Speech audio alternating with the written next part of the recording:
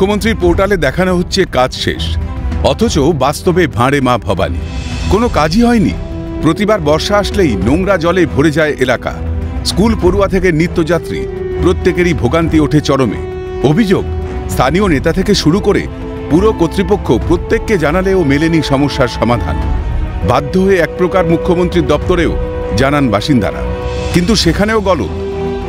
যার হাতে রয়েছে একেবারে সোনার কাঠি রূপোর কাঠি, যার ছোঁয়ায় বদলে যায় একেবারে উন্নয়নের ধারা, তার কাছেই আবেদন করেছিলেন এই মানুষগুলো এবং তারই পোর্টালে দেখাচ্ছে যে কাজ হয়ে গেছে, সার্ভিস প্রোভাইডেড, কিন্তু বাস্তবে যা ছবি দেখাচ্ছে তা কিন্তু অন্য।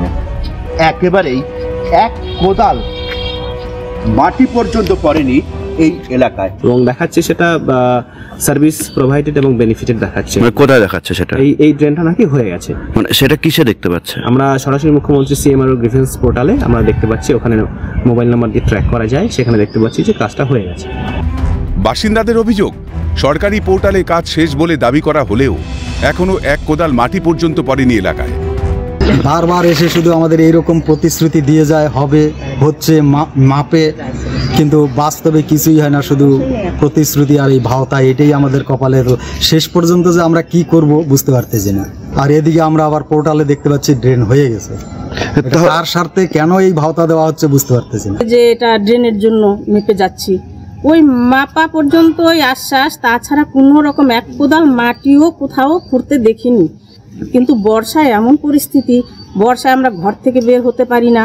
আর করোনার টাইমে যেমন মানুষ ঘরবন্দি ছিল, প্রায় সেই রকমই থাকতে হয়। নোংরা জল আবর্জনা ঘরে ঢুকে যাচ্ছে।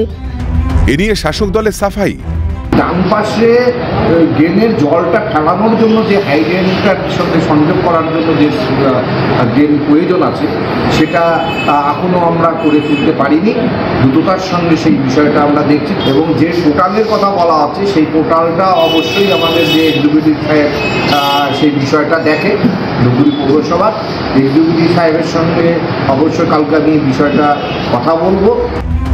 পাল্টা দুর্নীতি নিয়ে শাসক দলকে বিঁধেছে পদ্ম শিবির। এখানে 7 নম্বর ওয়ার্ডে যে ড্রেনের কথা বলা হলো, একটা চোরের সরকার চলছে, উপরের থেকে নিচ পর্যন্ত সব চোর।